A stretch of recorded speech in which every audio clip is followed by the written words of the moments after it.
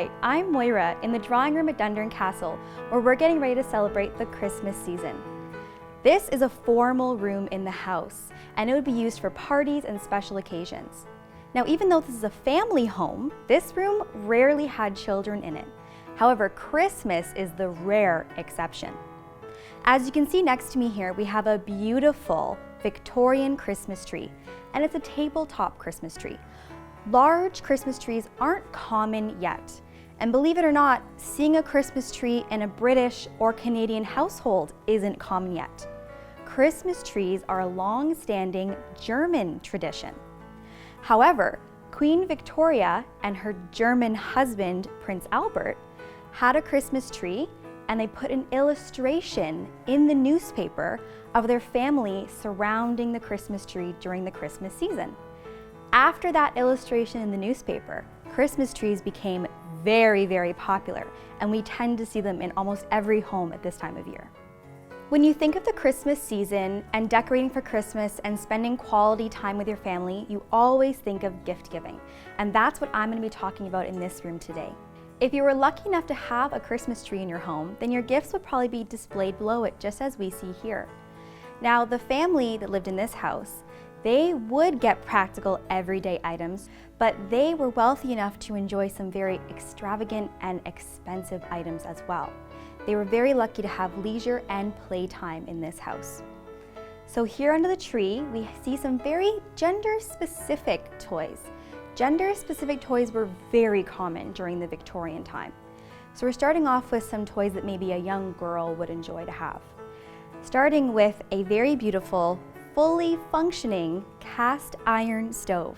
So this is kind of like an easy bake oven of the Victorian time, but it takes a lot more work to master. And then next to that, we have a beautiful little tea set.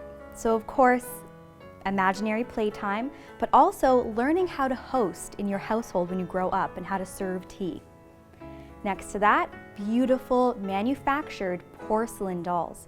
These items are not handmade, and they would be very expensive to have to bring into the home. Now, for some toys that maybe a young boy would enjoy, we're gonna start with these tin soldiers. So maybe you can set up battlefields, or maybe you can show a little bit of design in the uniforms and what equipment or maybe weapons they would have. And they're actually made of lead, so a little dangerous for our children today. Next to that, we have this really interesting game, one of my favorites we actually have here, and it is, believe it or not, horse racing. So showing young boys how to gamble and bet on horses, and that's what they would have to learn on, something like this. You wind it up and the strings move at different speeds, and you see who wins. Now, for some gender-neutral gifts, an orange. This might seem odd. Actually, in my household growing up, we still have oranges every morning at Christmas. Oranges were always seen as a very, very decadent and exceptional gift to get. Similarly to the cinnamon I mentioned earlier, these don't grow here yet, so you'd have to get this imported from Spain. It's gonna be very expensive, and it's gonna take a lot of time to get here. Some people would only get maybe a couple oranges in their entire lifetime to enjoy. So if you had this on your tree, it'd be a really lovely gift, and anyone would be happy to have one and eat it and enjoy it on Christmas morning. Keep watching to learn how gift giving worked in Canada during the First World War, and how soldiers on the war front would have received gifts from their loved ones, from staff at the Hamilton Military Museum. Hi, I'm Catherine from the Hamilton Military Museum, and today we're going to talk about Christmas hampers. The holidays would be a challenging time for soldiers stationed overseas during the First World War.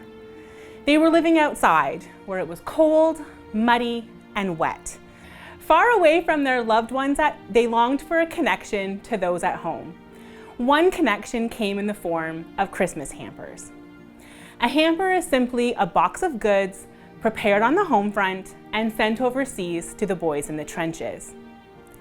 The Postal Service was surprisingly efficient during the First World War, and believe it or not, parcels sent from Canada would easily find their way to the soldiers stationed in the frontline trenches.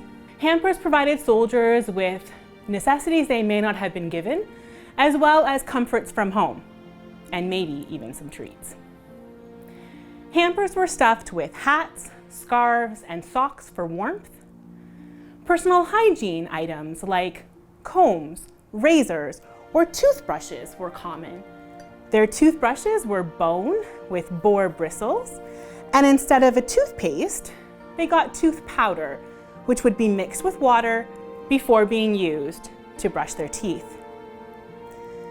Small games like jacks or a deck of cards could lend some entertainment to a soldier's dreary existence. Cigarettes were often common. It's very odd to us today. People back then had different ideas about smoking, and even if a soldier didn't smoke, cigarettes could be used to trade for other items. Perhaps the hamper even contained treats, a homemade batch of cookies, a jar of jam, or the ultimate treat, chocolate. You can imagine how that would really lift the spirits of a soldier. However, as good as chocolate was, the most appreciated things were the personal items sent from home, a Christmas card, a letter, or a photograph of a sweetheart. Hampers gave the soldier something to look forward to and aided in raising morale. They became so popular that department stores started selling pre-packed hampers filled with staples a soldier would enjoy. From a simple card to a hamper filled to the brim, items from loved ones went a long way to lift the spirits of soldiers celebrating Christmas far from home. So whether you are celebrating together or apart, with many gifts or just a few, we wish you and yours a Merry Christmas.